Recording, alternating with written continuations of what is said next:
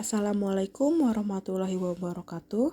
Perkenalkan, saya dari Universitas Mercu Buana dengan tim pengusul untuk riset kali ini, yaitu saya sendiri, Angela Dirman, dengan membawakan tema efektivitas implementasi Good Corporate Governance dan Corporate Social Responsibility terhadap potensi financial distress, di mana lokasi penelitian kali ini dilakukan pada Jakarta tahun 2024. Latar belakang saya melakukan penelitian ini adalah financial distress merupakan isu kritis di bidang keuangan yang bisa mengancam kelangsungan perusahaan, terutama di sektor manufaktur yang signifikan terhadap ekonomi Indonesia. Pandemi COVID-19 memperparah kondisi keuangan banyak perusahaan, menyebabkan banyak perusahaan publik di Indonesia mengalami kebangkrutan. Untuk mencegah kebangkrutan, perusahaan perlu melakukan analisis kebangkrutan seperti model Z-Krohn-Altman dan menerapkan corporate governance yang baik. Tata kelola perusahaan yang baik dapat mengurangi konflik keagenan dan resiko financial distress. Corporate Social Responsibility atau CSR juga dianggap penting karena dapat meningkatkan citra perusahaan yang pada gilirannya meningkatkan kinerja keuangan dan mengurangi resiko financial distress. Dari latar belakang tersebut, maka dapat dirumuskan masalah yang pertama, apakah implementasi corporate governance berpengaruh terhadap financial distress? Yang kedua, apakah implementasi corporate social responsibility berpengaruh terhadap financial distress? Tujuan penelitian yang ingin dicapai pada penelitian kali ini adalah untuk memberikan pemahaman dan pengetahuan kepada masyarakat, khususnya investor dan kreditor, mengenai implementasi penerapan Good Corporate Governance dan Corporate Social Responsibility terhadap potensi terjadinya financial distress, dan dapat dijadikan referensi bagi peneliti selanjutnya, serta acuan pemangku kepentingan, yaitu investor, kreditor, dan pemerintah, dalam mengambil keputusan yang relevan dan reliable. Pendekatan pemecahan masalah pada penelitian kali ini, yang pertama, pengaruh Good Corporate Governance terhadap financial distress, di mana GCG bertujuan menciptakan nilai tambah bagi pemangku kepentingan dan mengurangi konflik antara manajer dan pemegang saham, yang dapat mempengaruhi kinerja keuangan dan resiko financial distress. Transparansi dalam pelaporan GCG meningkatkan pengawasan, manajemen, dan pengambilan keputusan yang efektif. Penelitian Pamungkas dan Yosua pada tahun 2019 mendukung bahwa GCG berpengaruh positif dalam mengurangi resiko financial distress perusahaan, sehingga menghasilkan hipotesis yang pertama, yaitu Good Corporate Governance berpengaruh terhadap financial distress. Lalu yang kedua, pengaruh Corporate Social Responsibility atau CSR terhadap financial distress, di mana CSR memberikan berbagai manfaat seperti penggunaan biaya, peningkatan produktivitas karyawan, dan peningkatan citra perusahaan. Strategi ini sejalan dengan teori legitimasi di mana perusahaan berusaha memastikan perilaku sesuai dengan norma masyarakat. Citra yang baik dari CSR dapat meningkatkan kepercayaan masyarakat, meningkatkan penjualan, dan memperbaiki kinerja keuangan perusahaan, sehingga mengurangi risiko financial distress. Penelitian oleh Astrika et al. Pada tahun 2023 juga menunjukkan bahwa CSR berpengaruh terhadap financial distress, sehingga menghasilkan hipotesis kedua, yaitu Corporate Social Responsibility berpengaruh terhadap financial distress. Selanjutnya, state of the art dan kebaruan, di mana pada penelitian Kairunisia pada tahun 2020 ditemukan bahwa ROA meningkatkan resiko dari financial distress, sedangkan untuk liquidity atau CR dan audit komite mengurangi resiko financial distress. Sedangkan untuk rasio DER, komisaris independen dan juga kepemilikan memiliki efek negatif namun tidak signifikan terhadap financial distress. Lalu pada penelitian yang dilakukan oleh Astrika et al. di tahun 2023 memperoleh hasil bahwa corporate social responsibility dan good corporate governance berpengaruh terhadap financial distress. Pada penelitian Yanti dan Purwanto di tahun 2023 memperoleh hasil bahwa proxy good corporate governance yang memiliki pengaruh terhadap kemungkinan terjadinya financial distress yaitu hanya 2 variabel. Sedangkan pada penelitian yang dilakukan oleh Yuyeta tahun 2019 menyatakan bahwa kepemilikan manajerial berpengaruh negatif terhadap financial distress. Selanjutnya, metode penelitian. Dalam penelitian ini, jenis penelitian yang digunakan adalah penelitian kausal, yaitu menjelaskan pengaruh suatu variabel bebas atau independen variabel terhadap variabel terikat atau dependent variabel. Variabel independen dalam penelitian ini adalah good corporate governance dan corporate social responsibility. Sedangkan variabel dependennya yaitu financial distress, di mana financial distress diukur menggunakan rumus Altman Z-score, good corporate governance diukur menggunakan corporate governance index, dan corporate social responsibility diukur dengan GRI standard. Penelitian ini menggunakan model Altman Z-score untuk perusahaan go public seperti pada penelitian Pernamasari et al. Di tahun 2019. Di mana rumusnya yaitu 1,2 dikali X1 ditambah 1,4 dikali X2 ditambah 3,3 dikali X3 ditambah 0,6 dikali X4 ditambah 1,0 dikali X5. Selanjutnya, untuk mengukur good corporate governance digunakan indeks.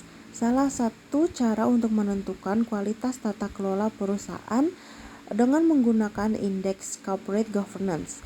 Corporate Governance Index merupakan penilaian penerapan corporate governance yang ada di suatu perusahaan yang mengukur aspek corporate governance meliputi pemegang saham, dewan komisaris, dan juga dewan direksi. Selanjutnya, untuk mengukur corporate social responsibility digunakan GRI standard dengan rumus seperti berikut. Selanjutnya, populasi dan sampel, di mana populasi pada penelitian ini adalah perusahaan manufaktur subsektor barang konsumsi yang terdaftar di Bursa Efek Indonesia pada periode 2019 hingga 2022. Pemilihan sampel pada penelitian ini menggunakan teknik persuasive sampling dengan mempertimbangkan kriteria berikut. Yang pertama, perusahaan manufaktur subsektor barang konsumsi yang terdaftar di BI selama tahun penelitian. Lalu yang kedua, perusahaan manufaktur subsektor barang konsumsi yang memiliki nilai laba positif selama tahun penelitian. Sehingga didapatkan hasil pada tabel 3 yang memiliki jumlah sampel penelitian sebanyak 22 dikali dengan tahun penelitian yaitu 5 tahun sehingga mendapatkan jumlah data penelitian sebanyak 110. Selanjutnya ada hasil penelitian. Yang pertama dari uji statistik deskriptif di mana mendapatkan hasil variabel X1 atau GCG memiliki nilai minimum 32% pada tahun 2018, sementara nilai maksimum sebesar 92% pada tahun 2022. Rata-rata GCG perusahaan dalam penelitian ini adalah 76,73% dengan standar deviasi 11,959%. Lalu yang kedua ada variabel X2 yaitu Corporate Social Responsibility atau CSR yang memiliki nilai minimum 32% pada tahun 2021 dan 2022, sedangkan nilai maksimum pada 75% di tahun yang sama. Rata-rata CSR adalah 57,25% dengan standar deviasi 9,431%. Lalu pada variabel Y yaitu financial distress memiliki nilai minimum 1,43 pada tahun 2018 yang menunjukkan resiko bangkrut dan nilai maksimum 42,78 pada tahun 2019 sehingga rata-rata financial distress adalah 6,8673 dengan standar deviasi 6,5694. Selanjutnya hasil penelitian dari uji asumsi klasik yaitu uji normalitas. Hasil uji normalitas awal menunjukkan asymmetric two-tailed sebesar 0,0, menandakan data tidak normal, sehingga perlu dilakukan uji outlier melalui grafik box plot. Setelah outlier dihilangkan, uji normalitas menunjukkan asymmetric two-tailed sebesar 0,2, menandakan data terdistribusi normal dan siap digunakan untuk pengujian lanjutan. Selanjutnya, hasil penelitian dari uji autokorelasi. Berdasarkan hasil pengujian pada tabel 9, diketahui nilai durbin Watson yang dihasilkan dari model regresi adalah 2,096 dengan jumlah sampel 104 dan jumlah variabel bebasnya adalah K sama dengan 2 dengan nilai batas atas sebesar 1,7198 sehingga dapat disimpulkan bahwa dalam model regresi tidak terdapat autokorelasi. Selanjutnya, hasil penelitian dari uji hipotesis. Yang pertama, koefisien determinasi R2. Koefisien determinasi yang menunjukkan nilai R² sebesar 0,253.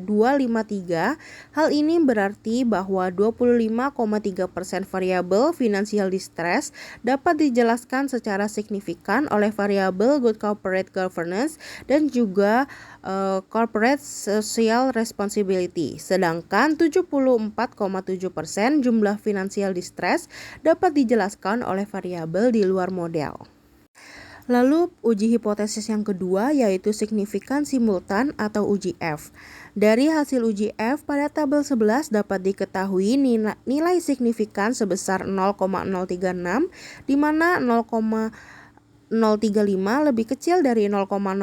Maka dengan demikian dapat disimpulkan bahwa model regresi berganda ini layak digunakan dalam penelitian. Selanjutnya ada hasil uji signifikasi parameter individual atau uji T.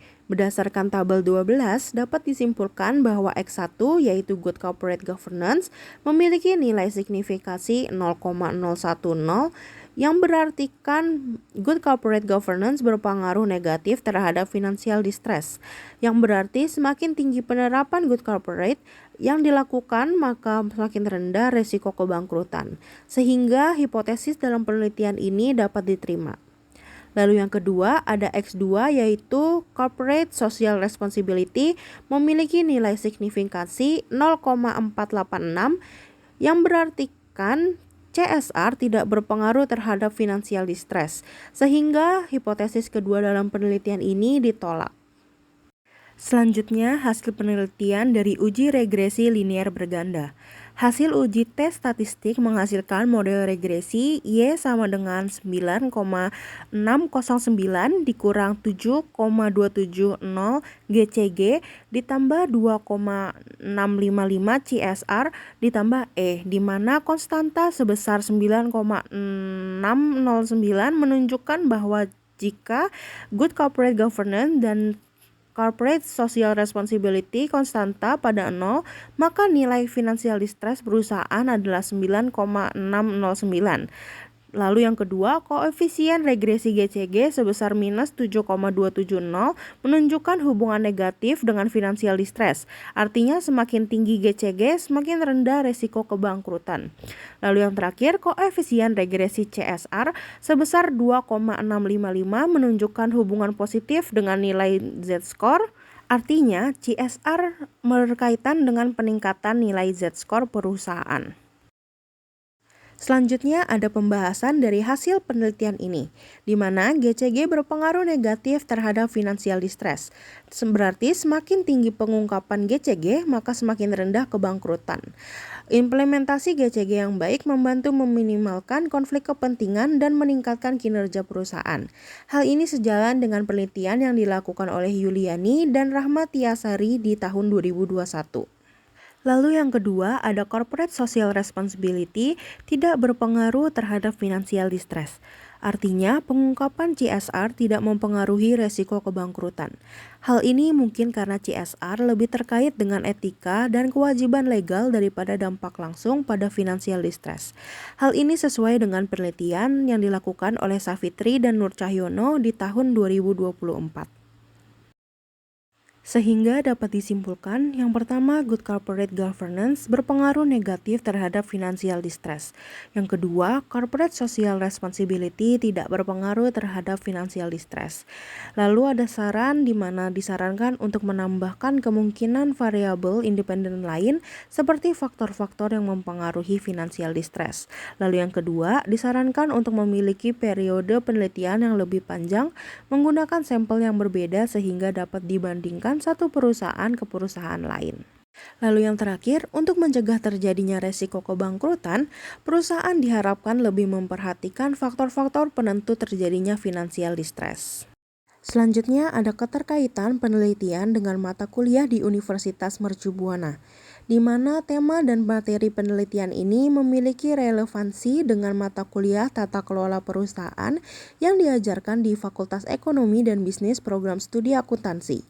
Pada mata kuliah tata kelola perusahaan, membahas materi mengenai teori corporate governance, menganalisis struktur dan peran unsur dalam perusahaan terkait corporate governance, menganalisis penggunaan informasi dan praktek disclosure secara tepat.